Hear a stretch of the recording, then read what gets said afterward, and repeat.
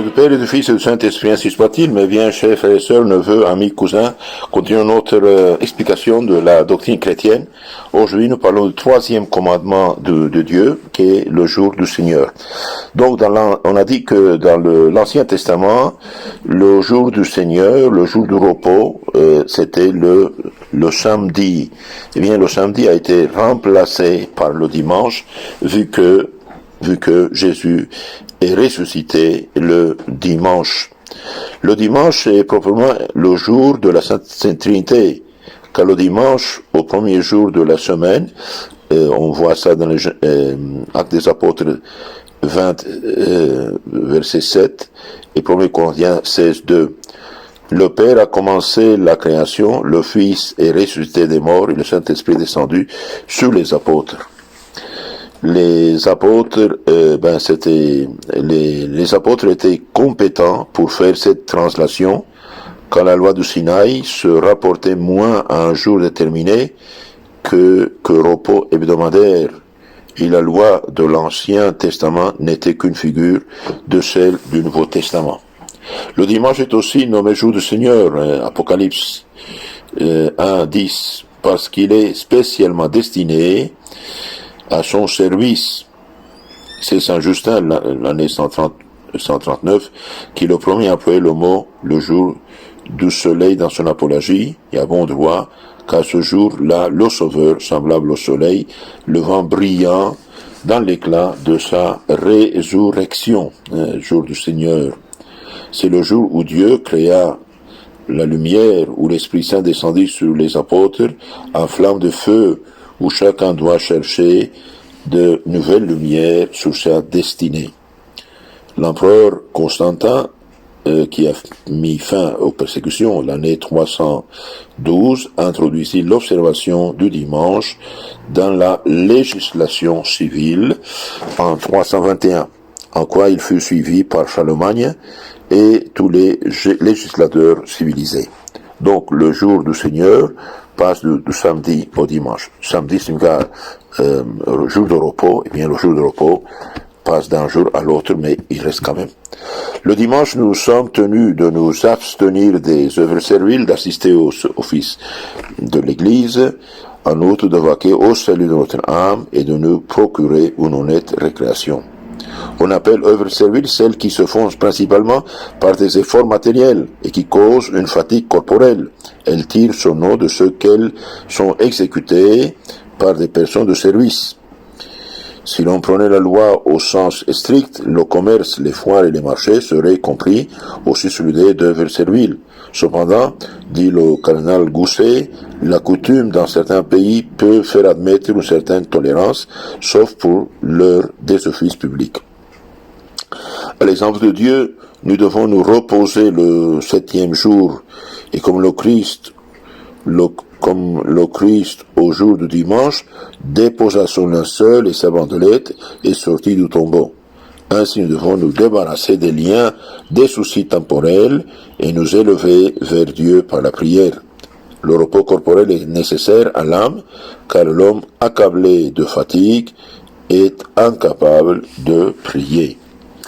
L'office public obligatoire est la Sainte Messe, à laquelle se joint ordinairement la prédication.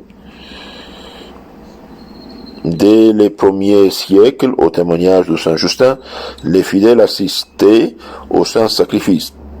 Une homélie avait lieu à l'Évangile et l'usage s'en est généralement conservé. La Sainte Messe est obligatoire le dimanche parce qu'il n'existe pas d'office plus parfait. Donc on adore à Dieu par le sacrifice de Christ, on rend grâce, on demande pardon et on demande aide et miséricorde. Nous procurons en outre notre salut le dimanche par la réception des sacrements, la prière, l'assistance au sermon, les bonnes lectures, les œuvres de miséricorde. Nous prenons une honnête récréation par le repos et les plaisirs permis. Le repos corporel est prescrit précisément pour nous permettre de travailler avec plus de zèle à notre salut. Ce ne sont pas des habits plus beaux, mais la pureté et la beauté de l'âme qui font le dimanche, dit Léon de Grenade. il faut, par respect pour le dimanche, non seulement se tailler la barbe, mais retrancher tout ce qui est péché et vice, dit Saint Bonaventure. Le dimanche, plus que les autres jours, l'Église nous facilite la réception des sacrements, communion, confession. Elle désire que nous recevions la Sainte Communion. Pourquoi? Parce que Jésus a dit, celui qui mange mon corps, boit mon sang, a la vie éternelle. Celui qui ne mange pas mon corps, ne boit pas mon sang, n'a pas la vie éternelle. Et donc, c'est une question de vie et de mort. L'Église, le dimanche, nous fournit aussi l'occasion de prier par ses offices, de l'après-midi, dans toutes les églises paroissiales. Il y a le dimanche au moins un sermon, le chapelet, les vêpres. Nos ancêtres avaient l'habitude le dimanche de faire des lectures pieuses, notamment dans les explications des évangiles et la vie des saints. Donc le dimanche, c'est jour de repos, jour du Seigneur, mais aussi jour de formation. Par exemple, passer quelques minutes, une demi-heure, une heure de lecture, soit de l'évangile, soit la vie des saints, soit le catéchisme, eh bien c'est avantageux, ça nous aide, ça nous fait penser à l'éternité. C'est très important ça. Le Christ a guéri la plupart des malades un jour de sabbat, malgré le scandale et les murmures des Juifs. Celui qui avait une main desséchée, l'aveugle né, l'hydropique, dans la maison du chef des pharisiens, c'était pour nous apprendre que le jour du Seigneur, nous devons pratiquer les œuvres de charité, l'œuvre de charité. Par exemple, visiter des malades, visiter des parents, visiter les grands-parents, visiter des familiers, etc., surtout les personnes âgées, etc. Alors, qu'est-ce qu'on peut faire le dimanche? Eh bien, sollicite le dimanche les œuvres serviles absolument indispensables, les occupations de peu d'importance, le travail intellectuel et les récréations décentes. Il est permis de faire œuvres serviles nécessaires. Dieu ne veut pas que ce commandement nous soit nuisible. Le Shabbat, dit Jésus, est fait pour l'homme et non l'homme pour le Shabbat. Ça Marc 2, 27. Sont donc permis les travaux nécessaires à l'entretien de la vie, préparer les aliments, rentrer les moissons quand le danger de perte est sérieux, tout ce qui est d'ordre et d'intérêt général, certains services de poste, le chemin de fer, la police, les médecins, les infirmiers. L'autorité ecclésiastique est compétente pour permettre, en des cas donnés, de travailler le dimanche. Car, dit Jésus, le Fils de l'homme est aussi maître du Shabbat, du jour du Seigneur. Saint Luc 6, 5. Et ce que peut le Fils de l'homme, l'Église le peut aussi. Comme le dimanche a été institué principalement pour notre bien spirituel et notre salut, il est permis et même obligatoire le dimanche de faire toutes les œuvres qui peuvent le procurer, notamment celui qui regarde le culte divin. Les prêtres, dit le Christ, transgressent le Shabbat dans le temple sans offenser Dieu. Donc le jour de travail du prêtre, principalement, c'est le dimanche. Bon, mais travail divin, travail du salut, du service du divin. Nous sommes également tenus ce jour-là aux œuvres de miséricorde, car rien ne contribue davantage à notre salut que les œuvres de miséricorde. C'est d'elles que dépendra la sentence du souverain juge, qui lui-même nous a donné l'exemple de la bienfaisance le jour du sabbat et l'a expressément déclarée comme permise. Les œuvres serviles sont interdites, mais non celles de charité pour le bien du prochain, dit saint Irénée. Sainte Odile avait érigé un hôpital dans les environs de son couvent, et il visitait les malades chaque dimanche après l'office et les servait toute la journée. Beaucoup de saints agissent de même. Néanmoins, on ne peut faire le dimanche que les œuvres serviles de miséricorde nécessaires. En effet, si pour un motif de charité tous les services serviles étaient permis, tous les artisans et manœuvres pourraient travailler dans cette intention, ce qui équivaudrait à l'abrogation de la loi. Les œuvres de miséricorde peuvent même dispenser de la Sainte Messe, car elles sont elles-mêmes un culte de Dieu, dit Saint Jacques. Saint Jacques 1, 27. Par exemple, une personne qui aide un malade, il ne peut pas sortir de la maison. Bon. C'est ça. Je préfère les œuvres de charité aux actes extérieurs du culte.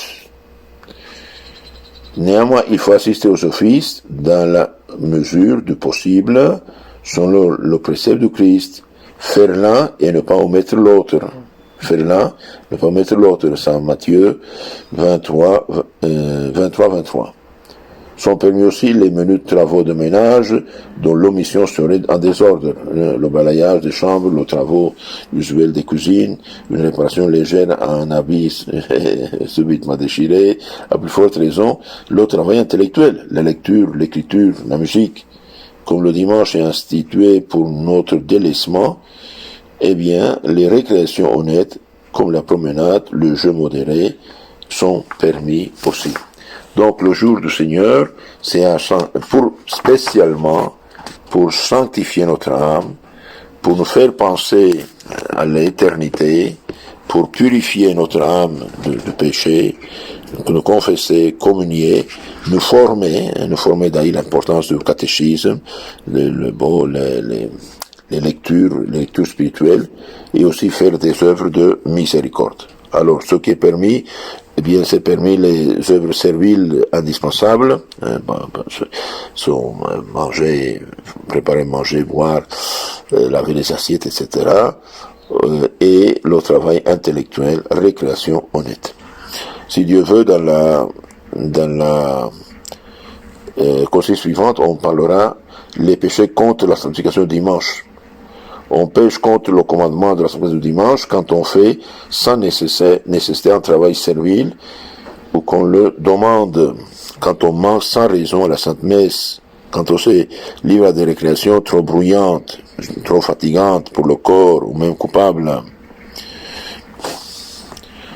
Ayez la charité, s'il vous plaît, de renvoyer ces causeries à vos contacts pour aider l'évangélisation. Aujourd'hui, beaucoup de pauvres baptisés, beaucoup de chrétiens ne savent pas, ne connaissent pas, sont dans une ignorance terrible et ils sont empoisonnés par ceux qu'ils voient, par ceux qui l'écoutent. Donc soyons vraiment ministres du Seigneur dans le salut de notre âme. N'oubliez pas cette pensée extraordinaire de Saint François de Sales, le degré suprême de la charité, c'est procurer le salut du prochain.